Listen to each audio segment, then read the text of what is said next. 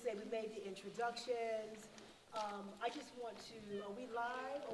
You want to do a mic check? No, everything's good. Everything is good? Before we get started, manners. Manners, home training, right? Home training, I talk about it all the time. You hold my hand because you know I get nervous. So home training. Let's first and foremost, before we start to hear about this book, let me take a seat. I'm feeling better now. I had just moving with me. So before we get started, let's just introduce and thank some people that made this happen, first and foremost. Before we even thank them, I just want to thank Ms. Young, who works with our scholars each and every day. Director of Education, her right and left hand, Ms. Jasmine, Ms. Ariel.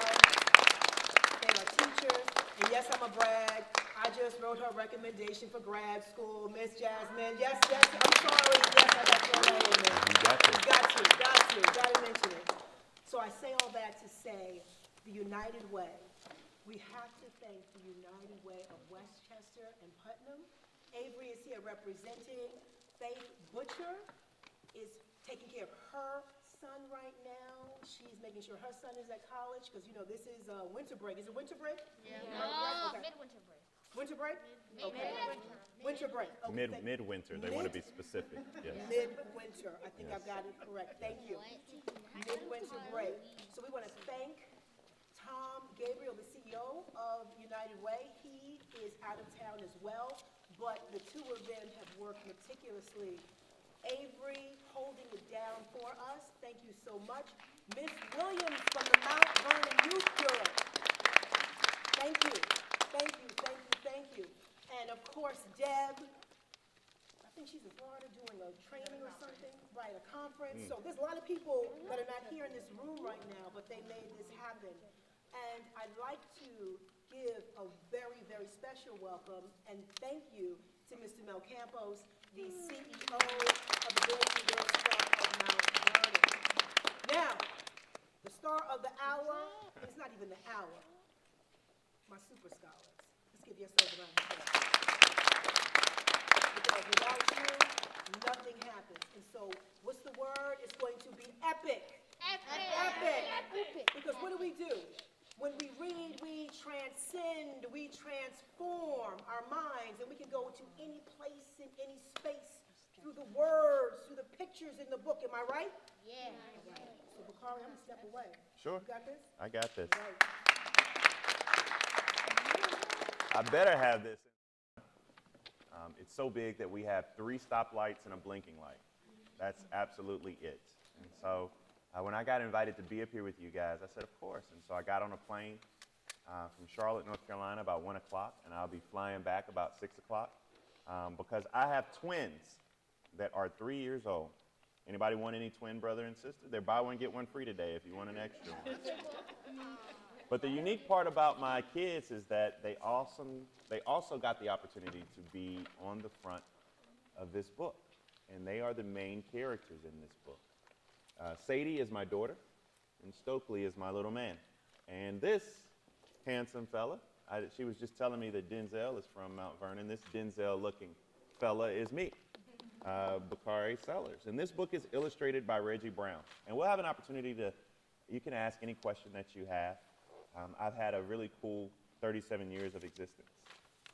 I was an elected official for about a decade. I was in the South Carolina State House of Representatives, and I was the youngest black elected official in the entire country at one time.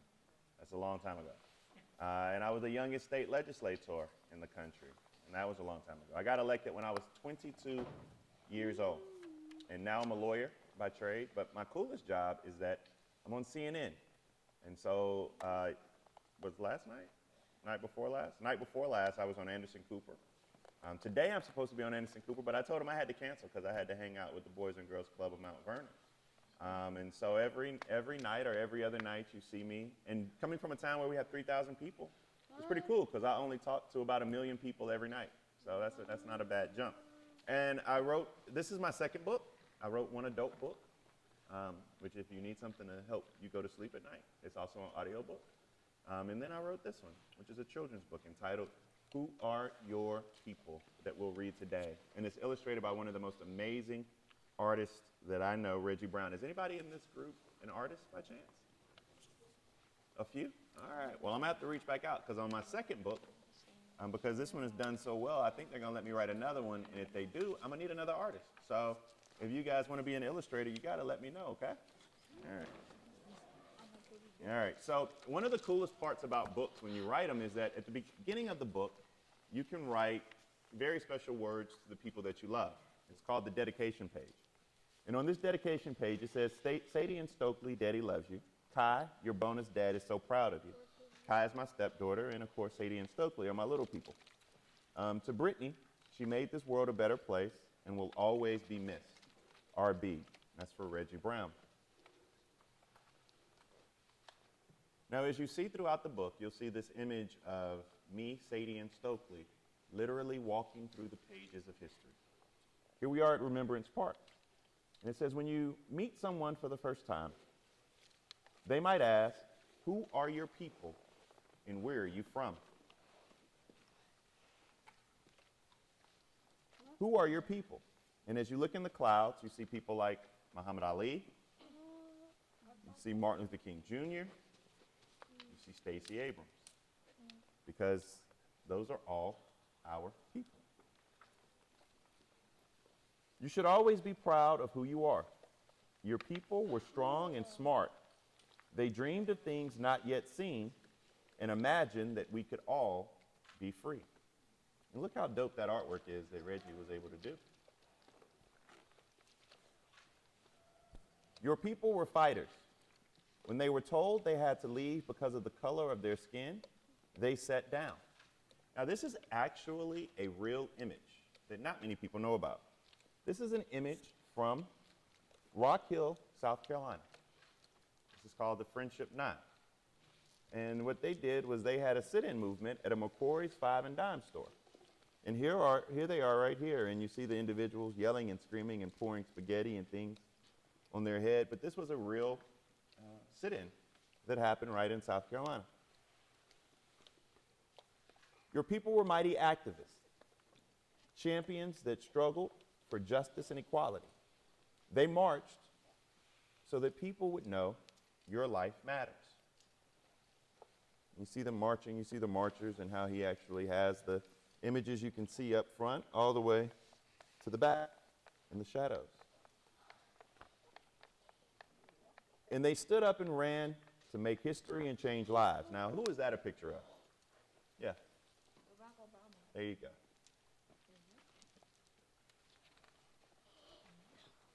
Your people were trailblazers who changed laws and broke records. Today, we stand on their shoulders. And you see John Lewis, you see Jackie Robinson, you see Kamala Harris. This is one of my favorite pictures in the book, though. When they ask you, where are you from? You are from a land where the soil is dark and matches the richness of your skin, where cotton and sugar cane were strongly rooted and match your strength and determination. I just think this picture is amazing.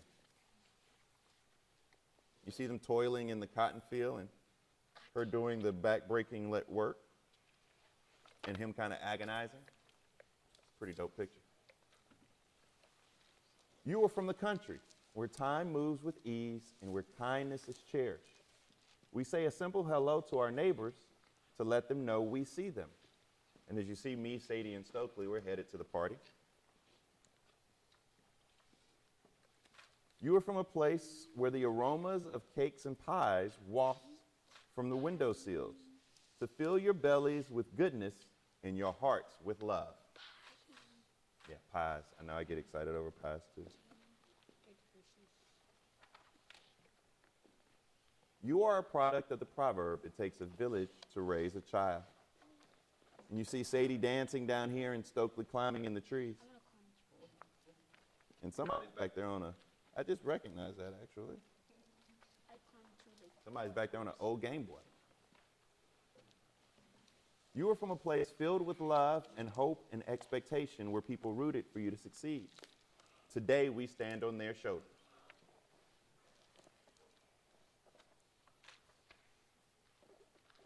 On their shoulders, you are so strong and so loved. On their shoulders, you can reach for the sky.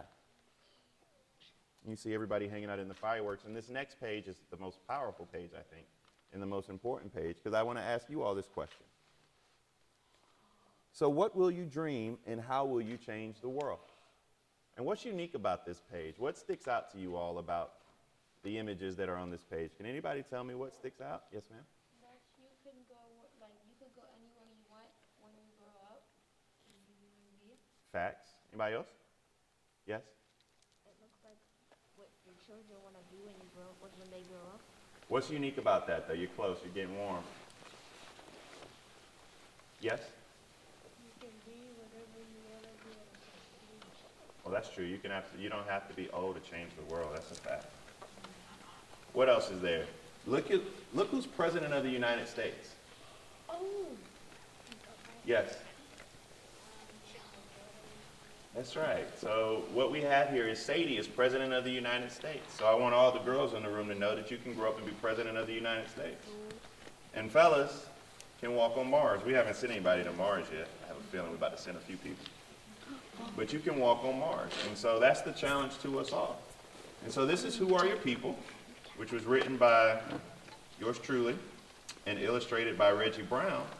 And the challenge in the book for all of you all is to make sure that you dream with your eyes open and that you dream big dreams. And you realize that even if you're from Mount Vernon or Denmark, South Carolina, you can truly achieve anything you want to achieve. I was a little boy from Denmark, South Carolina, who now is on CNN and ran for office and won a couple of times.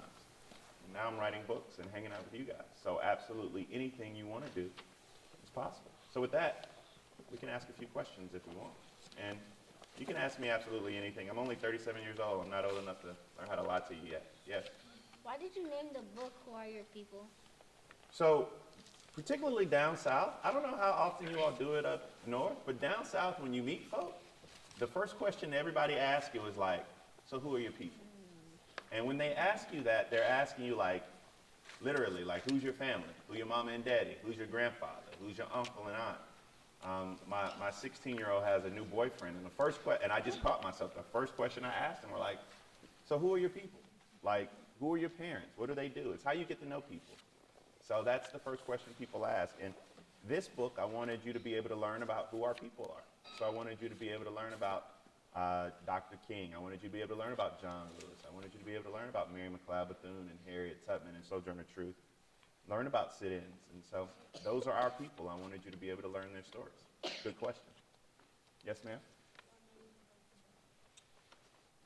That's a really good question. And so I have 3-year-old kids now, and with respect to all the other authors in the world, I was tired of them seeing blue and purple people on TV. And I wanted little black kids to be able to see black people on the pages and on the TV screen. And I said, well, since I have a platform and can write it, what's better than being able to see like yourself in the pictures and the images? Have y'all seen Encanto yet? Yes. And who has seen it? Raise your hand. I haven't seen the whole thing. Okay, well that's what we're doing next week. All right? Next time y'all are at the Boys and Girls Club, we're gonna make sure somebody rolls a TV in there and allows you guys to watch Encanto. It is absolutely one of the most fascinating movies that you'll see. And it's about showing people that look like you and the representation that is you. So it's a great, and then along the same lines, and I just got y'all like a movie date, so I hope I'm not in trouble. I might have to buy the popcorn or something, which is cool. But like along the same lines of this book, you know, that's the same thing. You get a chance to see people who look like you. Yes? Why did you leave politics? Why did I leave politics? Technically, I didn't leave. Technically, I got beat. Thank you for asking a question that hurts my heart. No, it's okay. No, my last election I lost to a guy named Henry McMaster, who's the governor of South Carolina now. And that was in 2014. And I wanted to take some time away. And I was. And luckily enough, in 2015, I got hired by CNN. I wrote my first book. Its birthday was May 19th of 2020. This book's birthday was January 11th.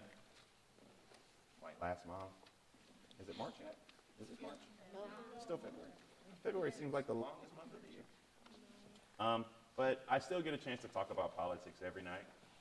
I'll be on TV. I mean, I'm on almost every day, but if you happen to be up at midnight next Tuesday night, I'll be on a special because it's after State of the Union. And so I'll be back in New York, me and Don Lemon and a few others. And we have a lot of fun at midnight. Midnight TV is the best for cable news because we say absolutely anything we want to. Questions? Yes, ma'am? What have you accomplished in life? What have I accomplished in life? That's a weird question. I don't really answer those questions because I have this theory that I let other people like write my obituary. And so I don't really talk about accomplishments and things like that just because I don't know, that's just weird to, a lot of people do it though. They sit there and say, I did this, I did that, I did this. My coolest jobs though are being a father and a husband. And then, I'm a civil rights lawyer too. So I get a chance to do great work and I travel all around the country. Last week, for example, Thursday I was in Delaware and Philadelphia. Friday I was in Myrtle Beach, South Carolina. Saturday I was in New Orleans. Saturday night I was in Atlanta. Sunday I went home. Monday and Tuesday I was home. Today I'm here. Friday I'm in Detroit. Saturday I am in Bluffton, South Carolina. Sunday I'm in Vegas.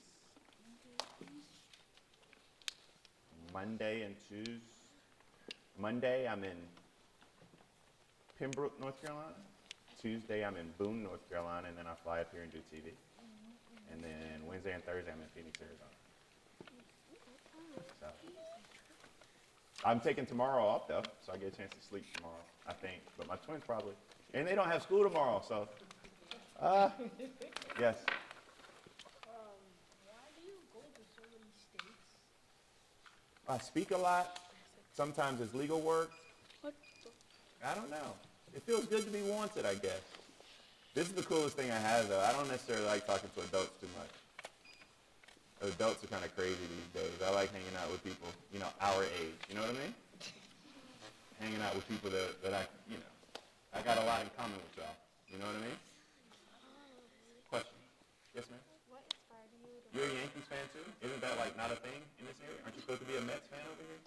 I don't know where the lines are. I'm just pointing that out. Go ahead. What inspired you to write this book? I mean, my inspiration were my kids, but my inspiration even more importantly was the Boys and Girls Club of Mount Vernon. Because I think that if you guys truly believe that you can be anything you want to be, that if you dream and set expectations, if you understand that, it's okay to be good, but really what I want you to do is do the very best. That the reason I wrote this book is so that you can understand and see that you can be the very best at anything you want to do. And so I guess I wrote it for you. And you were my inspiration, unknowingly, right? Yes, ma'am. What made you become a writer? So, what made me become a writer? I always wanted to write, but nobody wanted to publish what I was writing. I got turned down 32 times to write my first book. I was trying to write a book about being a black politician in the South during the age of Donald Trump. And nobody wanted to buy it. They turned me down and turned me down. And all my friends who I was on TV with were getting book deals. And finally I sat down with a young lady named Tracie who gave me an opportunity to. And after being turned down so many times, like a wrinkle in time? She was turned down 36 times. She gave me an opportunity and I told her about my life story. And I was like, nobody wants to read a memoir from somebody 33 years old or 32 at the time. And she said, yeah. And now the book is in German and French and Spanish. And it's sold over 100,000 copies. But then the coolest, though, I guess not the coolest, one of the biggest obstacles was in order to write a children's book, I had to do really well with the first book because it's really hard to get an opportunity to write children's books. Question? Yes, ma'am? When you were writing this book, what is your audience? What was the audience you're trying to target? So when you look at the book, they say the audience is 4 to 8, which is cool and all, but there are a couple of audiences. One, of course, is 4 to 8, because I want people, I want kids in this room to feel a sense of pride. I think when white kids read the book, they'll feel a sense of learning about other cultures. But then when adults read the book, maybe it will trigger them to learn more and remember different historical events, which I think is important. And I was hoping that, I wanted a black male illustrator as well, because subconsciously I just felt like maybe it would encourage more black men to read to their kids, because I write to music. By the way, just so you all are aware, the greatest rap group of all time is Outkast. If anybody tells you different, then they're probably from New York and we'll just have to fight about it. But I just feel like I gotta get that off my chest. So I write to Outkast all the time. But my illustrator actually draws to Motown. So if you read the book, it has like a rhythm to it. And hopefully, it would encourage more black fathers to read to their children too. I don't know if that type of subconscious thing works, but we'll try it. Yes, sir. First, thank you for being here. No, thank you for having me. It's pretty cool. Thank you very much. But could you talk to us a little bit about why it is so important to read? Yes. Yeah. So when you read, you learn cool facts. Like, for example, does anybody know why Black History Month is actually in February? No. All right. So I'm going to give you guys the real truth about why Black History Month is actually in February. Because a lot of people have no idea why Black History Month is in February. But Carter G. Woodson created this thing called Negro History Week. And the reason he chose February was because two of his heroes, their birthdays are actually in February. Abraham Lincoln and Frederick Douglass.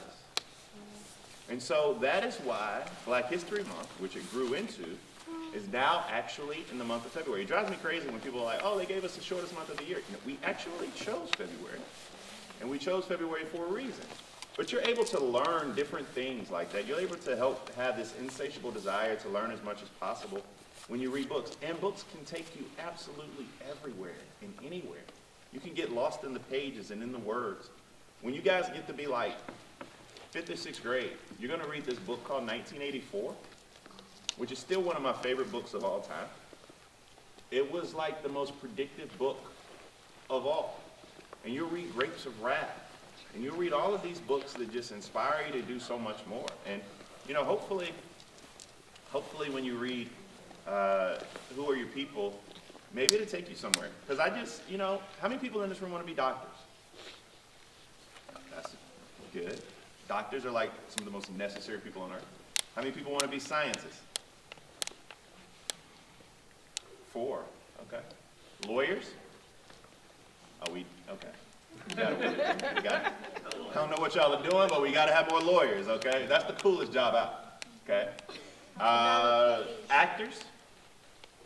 Actresses? Okay. Basketball, football players? Basketball or football? Basketball. Basketball? Both. Both. That's going to be really hard. Which one are you better in? Basketball. All right. Basketball. Basketball? Both?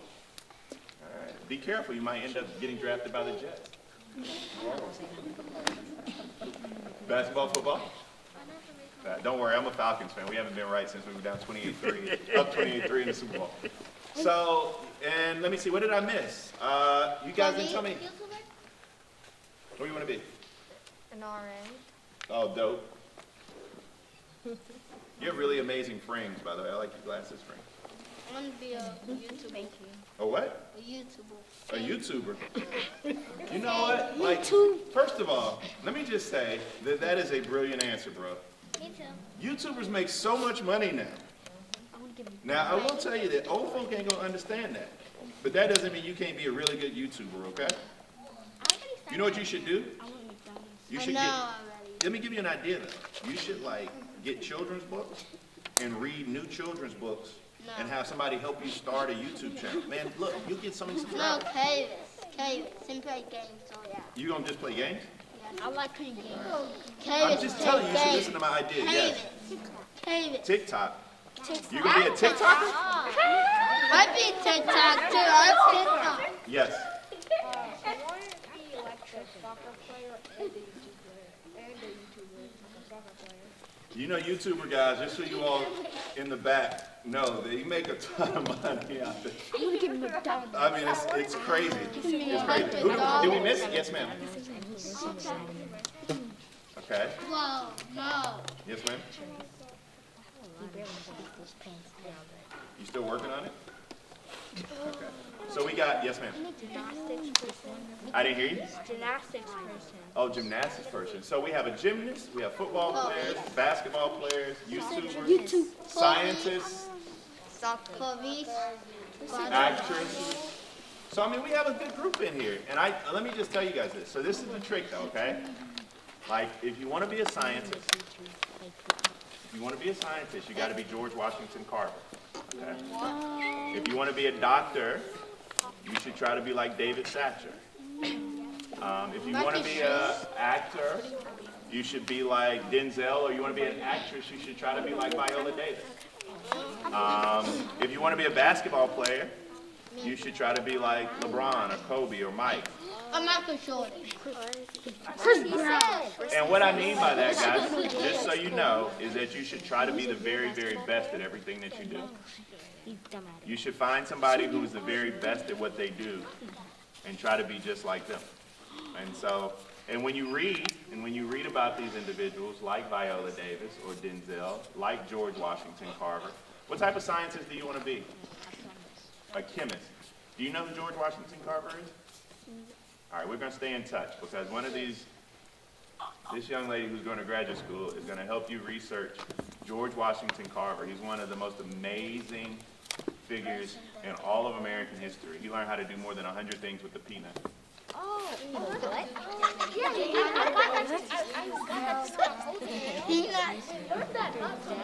See? He did everything. He went to Tuskegee University, helped You create. got Hawaii? Yeah, so he's one of, if you study him and learn about him, you'll be amazed, and read about him, you'll be amazed some of the things you learn about, what you can do. That's pretty cool. So any more questions? Any more questions? Are we good? Yes. Yeah, no. So I just wanted to say, because a lot of times people don't tell you guys this, but I just wanted to say thank you for letting me come spend some time with you guys. Because I know you guys could have been doing a lot of different things, but for me to be able to come and hang out with you guys, I'm going to tell Sadie and Stokely. So you got to do a couple of things. Yes? What's up? Whatever. So next week you guys have to watch Encanto for me. You guys have to figure out what you want to be and find out who's the very best at that and study about that person. And then, other than that, continue to dream with your eyes open. So thank you guys so much.